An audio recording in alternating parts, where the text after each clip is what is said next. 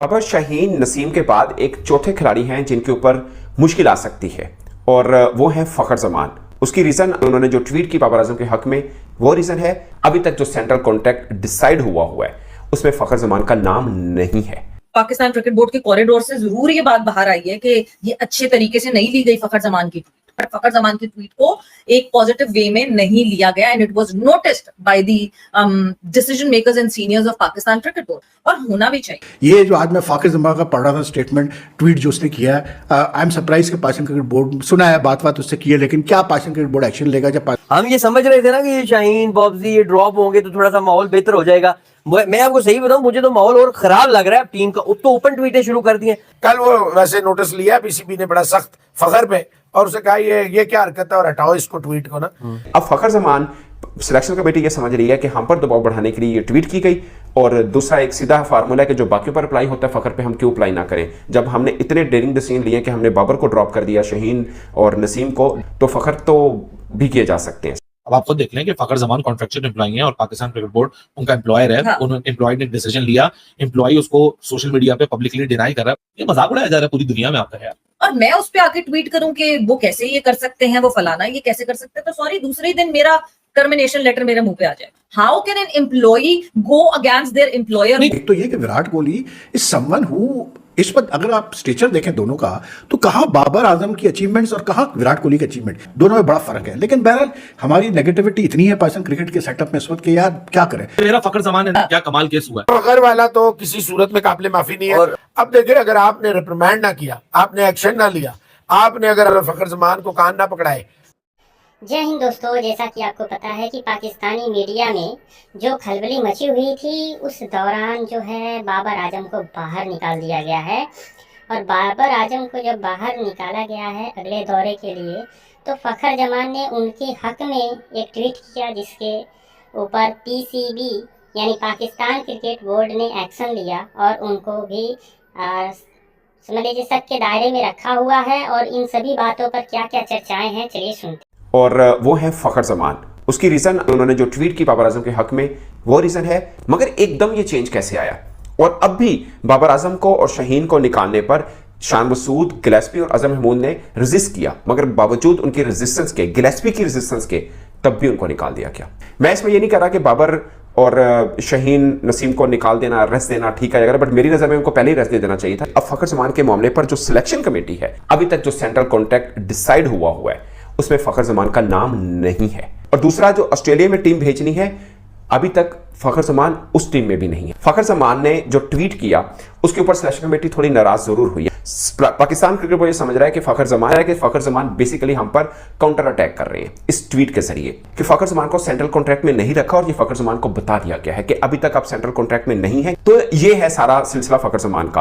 अब Pakistan cricket board ये समझ रहा है कि फखर जमान को पता है कि मैं सेंट्रल कॉन्ट्रैक्ट पास नहीं कर पाया, तो शायद ये पाकिस्तान क्रिकेट बोर्ड के ऊपर या सिलेक्शन कमेटी के ऊपर दबाव डाल रहे हैं ट्वीट के जरिए कि वो बाबर आजम के साथ खड़े हो सकते हैं, बाबर आजम के साथ खड़े भी हो, मगर बेसिकली इनडायरेक्टली वो दबाव भी डाल रहे हैं कि जो बाबर, शाहीन और नसीम के साथ किया, कहीं पाकिस्तान सिलेक्शन कमेटी जो है वो फखर के साथ ना करे। अब फखर जमान सिलेक्शन कमेटी ये समझ रही है कि हम पर दबाव बढ़ाने के लिए ये ट्वीट की गई, और दूसरा एक सीधा फार्मूला है कि जो बाकियों पर अप्लाई होता है फखर पे हम क्यों अप्लाई ना करें। जब हमने इतने डेयरिंग डिसीजन लिए कि हमने बाबर को ड्रॉप कर दिया, शाहीन और नसीम को, तो फखर तो भी किए जा सकते हैं। सिलेक्शन कमेटी ये समझ रही है, मगर अभी तक जो सेंट्रल कॉन्ट्रैक्ट के पूरे प्लेयर्स बन चुके हैं उसके अंदर फखर जमान का नाम नहीं है, रेड में है, ग्रीन में नहीं है। ये उनको सेंट्रल कॉन्ट्रैक्ट में शामिल करने पर पाकिस्तान क्रिकेट बोर्ड की सिलेक्शन कमेटी राजी नहीं है। तो अब पाकिस्तान टीम तो तबाही की तरफ गामजन है यार। मैं कहता हूँ कि मतलब ये कब हमारे लोग सीखेंगे? ये जो पिछले 2-3 साल से एक ये जो हमारे ऊपर भलवा डाला गया है ना कि जी बाबर आजम जो है, मतलब Babar Azam is bigger than the Pakistan team, Babar Azam is the greatest thing to emerge in Pakistan cricket,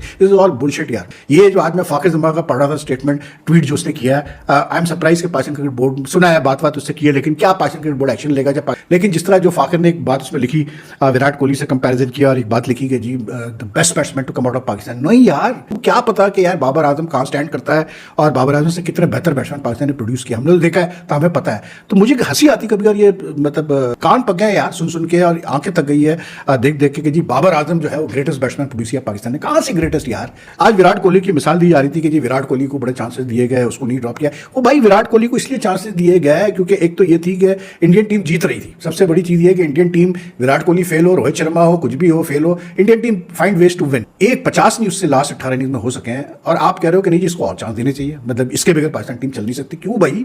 क्या पाकिस्तान क्रिकेट टीम जो है वो किसी की अजारादारी है? कोई मतलब बाबर के मोहल्ले की टीम है? क्या है? क्या आप मतलब बाबर आजम के बगैर नहीं खेल सकते? मुझे समझाते हैं। एक तो ये कि Virat Kohli is someone who, इस पर अगर आप स्टेचर देखें दोनों का, तो कहाँ बाबर आजम की अचीवमेंट्स और कहाँ विराट कोहली की अचीवमेंट। एक आदमी जो उस वक्त जब विराट कोहली की फॉर्म गई तो वो तकरीबन 70 इंटरनेशनल 100 तो उधर ही कर चुका था, ठीक है ना।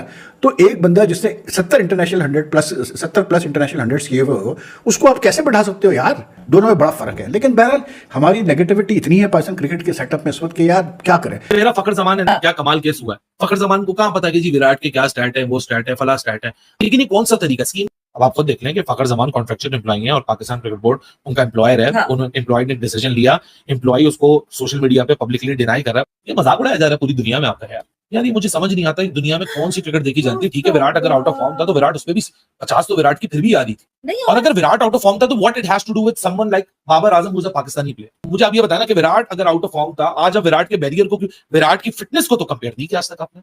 विराट की जो मेंटल इन्वेस्टमेंट उसने की है तो उसके ऊपर तो फखर जमान या बाबर आजम ने आज तक नहीं बोला। मेंटल फिटनेस हो तो ऐसी हो, मेंटल स्ट्रेंथ हो तो ऐसी हो, जिस्म हो तो ऐसा हो, खाने का डिसिप्लिन हो तो ऐसा हो, क्रिकेट खेलने की डेडिकेशन हो तो ऐसी हो, क्रिकेट की मैदान में जो डिसिप्लिन हो वो ऐसा हो, फाइट ऐसी हो, अकेला मैच जितवाने के बिल, ये तो कोई आप विराट कोहली से नहीं देखते। मतलब घूम फिर के विराट कोहली के मल्टीपल एग्जांपल्स में से आपको उसके वो फॉर्म दिखती है कि वो आउट तो उसमें किसी ने कुछ नहीं बोला, तो जी आप बाबर को भी कुछ ना बोलो। पाकिस्तान क्रिकेट बोर्ड के कॉरिडोर से जरूर ये बात बाहर आई है कि ये अच्छे तरीके से नहीं ली गई फखर जमान की ट्वीट, पर फखर जमान की ट्वीट को एक पॉजिटिव वे में नहीं लिया गया, and it was noticed by the decision makers and seniors of Pakistan cricket board. और होना भी चाहिए, वो इस वजह से होना चाहिए, मैं एक ऑर्गेनाइजेशन में काम करती हूँ और मैं उस पर आके ट्वीट करूं कि वो कैसे ये कर सकते हैं, वो फलाना ये कैसे कर सकते हैं, तो सॉरी दूसरे ही दिन मेरा टर्मिनेशन लेटर मेरे मुंह पे आ जाए। How can an employee go against their employer? पहले साल में 16 की एवरेज थी बाबर आजम की टेस्ट क्रिकेट के अंदर, और विराट कोहली के अगर स्टैट्स का इतना ही लोगों को शौक है तो स्टैट्स ढूंढना और स्टैट निकालना किसी के लिए बहुत मुश्किल काम नहीं है। क्या क्या कंपैरिजन चल रहा है ये विराट कोहली के साथ? इन्होंने कंपैरिजन शुरू कर दिया है, टीम से ड्रॉप हो गए हैं, यंग टीम आई है, इन्होंने तो और माहौल खराब कर दिया बॉब्जी।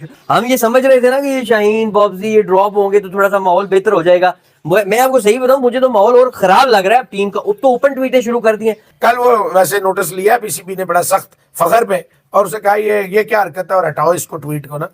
अच्छा, मुड़ तुड़ के विराट कोहली का ही सारे बताते हैं। ओ भाईजान, विराट कोहली अगर फेल हो गया आपकी नजर में, वो नहीं चल रहा था 3 साल और उसे हिंदुस्तान बोर्ड ने वो क्या कहते हैं कुछ नहीं कहा और कंधा दिए रखा, और भाई हिंदुस्तान से बहुत आवाजें उठती थी, इतने बड़े प्लेयर के लिए भी उठती थी कि ये कब 100 करे। तभी तो छोड़ना पड़ा विराट कोहली को कप्तानी के। वो आईसीसी का टाइटल देखें, उसने सिर्फ आईसीसी का टाइटल नहीं जिताया, उसे कप्तानी छोड़नी पड़ गई। बाबर आजम ने आपको जिल्लत में देखे। 23 तो आपका एक वो साल है जो इबरतनाक साल है, मतलब हमें हर टीम ने हराया। 2024 में रही सही कसर जो थी अमेरिका ने पूरी की। होना तो ये चाहिए था दैट डे जो सबसे अच्छा ज़का अशरफ ने अपनी जिंदगी में एक काम किया था, वो चाहे वहाब रियाज मेरे आपके थ्रू किया, वो बाबर आजम को घर भेजा था। वो भाई इस वक्त विराट कोहली से बड़ा चैंपियन प्लेयर आज भी, वो अगर आज अभी इसी वक्त छोड़ देना क्रिकेट, ये क्रिकेट मर जाएगी। पूरा 23 वर्ल्ड कप, पूरा 23 आईपीएल, उसके बाद ये 24 में देखें उसने फाइनल में जब पूरा टूर्नामेंट फ्लॉप रहा, जैसे ही फाइनल आया मोहसिन जहां साहब बड़े प्लेयर ने कोई एक अपने बाबर आजम का कोई कारनामा बता दो।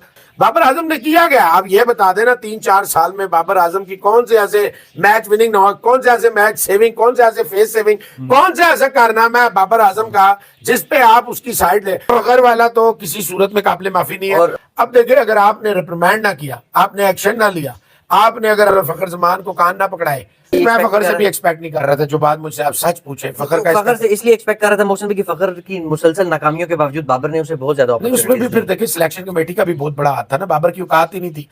जैसा कि आपको पता है कि फखर जमान को शक के दायरे में लिया गया है और उस पर क्या क्या एक्शन होगा, उन सभी चर्चाओं को आप तक अपडेट हम देते रहेंगे। बस सबसे बड़ी खबर यही है कि फखर जमान को शक के दायरे में खड़ा किया गया है और आगे बहुत सारी खबरें आप तक पहुंचने वाली है। उसके लिए आपको मेरे चैनल को सब्सक्राइब करके रखना है और बेल आइकॉन पर क्लिक करना है, ताकि जैसे ही कोई लेटेस्ट वीडियो अपलोड हो आपके पास सबसे पहले पहुँच जाए।